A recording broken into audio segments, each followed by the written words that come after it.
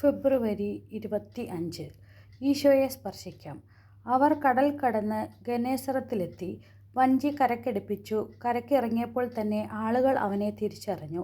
അവർ സമീപ പ്രദേശങ്ങളിലെല്ലാം ഓടിനടന്ന് രോഗികളെ കിടക്കയിലെടുത്ത് അവൻ ഉണ്ടെന്ന് കേട്ട സ്ഥലത്തേക്ക് കൊണ്ടുവരാൻ തുടങ്ങി.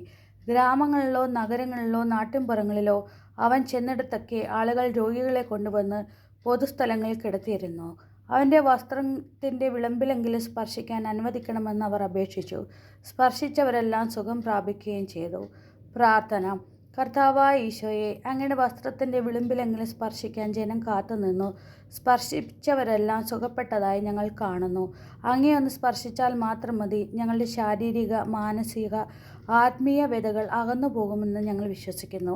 സൗഖ്യദായകനായ അങ്ങയെ സ്പർശിക്കുവാൻ ഞങ്ങളെ അനുവദിക്കണമേ. സ്പർശനത്തിലൂടെ ഞങ്ങൾ അങ്ങിലേക്കട്ടെ. സുകൃതജപം. ഈശോയെ, അങ്ങയെ സ്പർശിക്കുവാൻ ഞങ്ങളെ അനുവദിക്കണമേ. ഈശോയെ, അങ്ങയെ സ്പർശിക്കുവാൻ ഞങ്ങളെ അനുവദിക്കണമേ. ഈശോയെ, അങ്ങയെ സ്പർശിക്കുവാൻ ഞങ്ങളെ അനുവദിക്കണമേ. നമ്മുടെ കർത്താവായ മിശിഹായ്ക്ക് സ്തുതി.